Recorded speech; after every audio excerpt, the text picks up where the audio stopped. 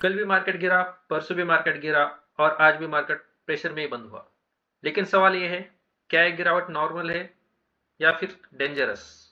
और सबसे इंटरेस्टिंग बात, इस फॉलिंग मार्केट में भी हमने एनालिस किए हुए स्टॉक सिर्फ 2 दिन में लगभग 5% तक रिटर्न दिए हैं।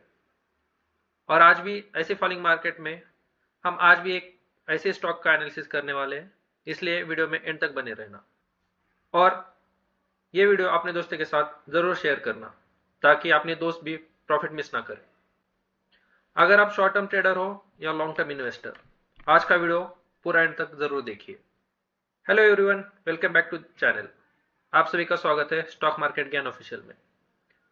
और यहाँ हम डेली स्टॉक मार्केट एनालिसिस करते हैं बिना हाइप, सिर्फ लॉजिक के साथ।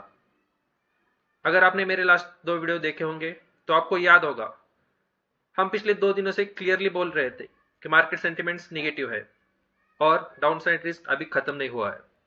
और एग्जैक्टली वही हुआ। मार्केट ने लगातार 3 दिन से सेलिंग प्रेशर दिखाया है। और एक इंपॉर्टेंट चीज, परसों की वीडियो में, यानी जो हमने 5 जनवरी को वीडियो अपलोड की थी, हमने उसमें एक स्टॉक का एनालिसिस किया था। उस स्टॉक में लगभग 2 दिन में ही लगभग 5% तक का मुंह दे चुका है। ये प्रूव करता है कि मार्केट गिर रही है तभी सही स्टॉक एनालिसिस के साथ पैसा बन सकता है। इसलिए अगर आप चाहते हो ऐसे ही डेली मार्केट एनालिसिस और स्टॉक आइडियाज, तो चैनल को सब्सक्राइब करके बेल आइकन को प्रेस करना मत भूलना, ताकि कोई अपॉर्चुनिटी आपके हाथ से मिस ना हो। और एक छोटी सी इंपॉर्टेंट बात, ये कोई डायरेक्ट बाय या सेल एडवाइस नहीं है। अब सबसे बड़ा सवाल, निफ्टी लगातार 3 दिन से क्यों गिर रहा है? हम मार्केट के एनालिसिस करें तो इसके मेजरली 4 रीजन दिखाई देते हैं। सबसे पहला, profit booking at higher levels. जैसे कि हम जानते हैं, निफ्टी ने परसों के दिन ऑल टाइम हाई लगाया था। पिछले कुछ हफ्तों में निफ्टी ने काफी स्ट्रॉन्ग रैली दिखाई थी। जब भी मार्केट शॉर्ट टाइम में ज्यादा ऊपर चली जाती है, स्मार्ट मनी प्रॉफिट बुक करती है। इसका रिजल्ट होता है सेलिंग प्रेशर, जो कि मार्केट में दिख रहा है। उसके बाद सेकेंड रीजन है जियोपॉलिटिकल इश्यूज। ग्लोबल मार्केट का मूड भी करंटली सपोर्टिव नहीं है। यूएस मार्केट में वोलेटिलिटी है, बॉन्ड यील्ड का प्रेशर बना हुआ है, एफआई कॉशियस हो गए और लगातार सेलिंग किए जा रहे हैं। तीसरा सबसे बड़ा रीजन है एफआई सेलिंग प्रेशर। लास्ट कुछ दिनों से एफआई लगातार सेलिंग कर रहा है। जब एफआई सेलिंग करते हैं तो लार्ज कैप स्टॉक पे उसका डायरेक्ट इंपैक्ट दिखता है, जैसे कि हमें कल रिलायंस पे उसका इंपैक्ट देखने को मिला। जब वही लार्ज कैप स्टॉक गिरते हैं तो निफ्टी पे उसका डायरेक्टली इंपैक्ट पड़ता है और निफ्टी वहां से गिरता है।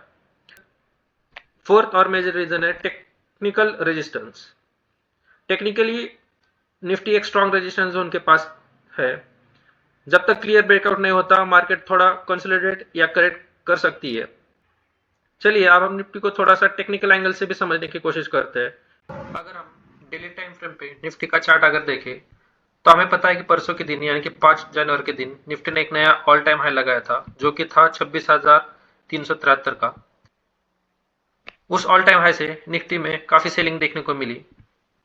अगर हम निफ्टी को 4 आवर्स के टाइम फ्रेम पे देखते हैं तो हमें कंटिन्यूसली निफ्टी में सेलिंग देखने मिल रही है। जैसे कि हमने कल डिस्कस किया था, 15 मिनट के टाइम फ्रेम पे एक निफ्टी में एक ट्रेंड लाइन दिखाई दे रही है। Just a moment.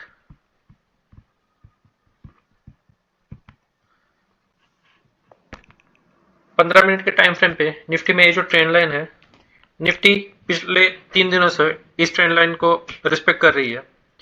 हालांकि मार्केट क्लोजिंग देते देते 3 बजे के बाद निफ्टी ने इस ट्रेंड लाइन का ब्रेकआउट तो किया है। अगर हम कल के मार्केट की बात करें तो मार्केट में नेगेटिव सेंटिमेंट्स बने रहेंगे।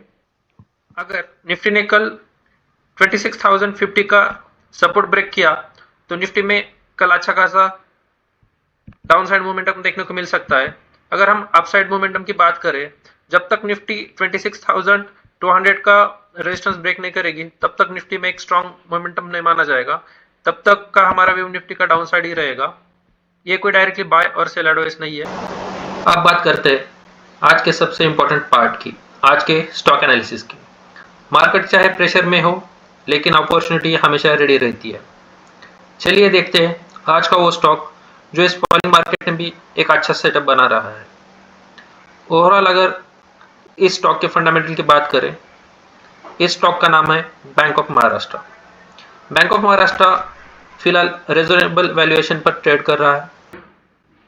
रिटर्न रेशियो बहुत स्ट्रांग है, डिविडेंड के थ्रू इनकम भी देता है, लॉन्ग टर्म परफॉर्मेंस स्टेबल है।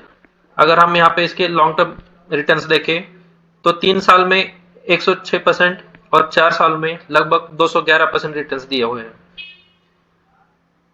इसके फंडामेंटल एनालिसिस तो स्ट्रांग है, लेकिन अभी इसका टेक्निकल एनालिसिस भी करते हैं।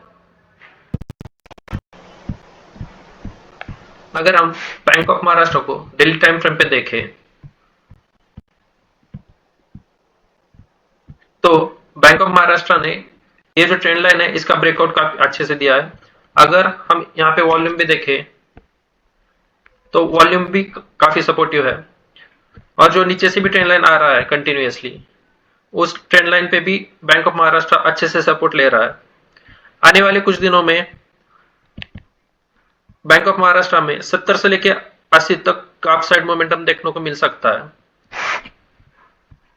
ये डायरेक्टली कोई बाय और सेल एडवाइस नहीं है। दोस्तों, मार्केट गिरता है तो घबराहट होना नॉर्मल है, लेकिन जरूर याद रखना, पैनिक से कभी प्रॉफिट नहीं बन पाता। शांत दिमाग से लिया गया डिसीजन हमेशा बेटर होता है।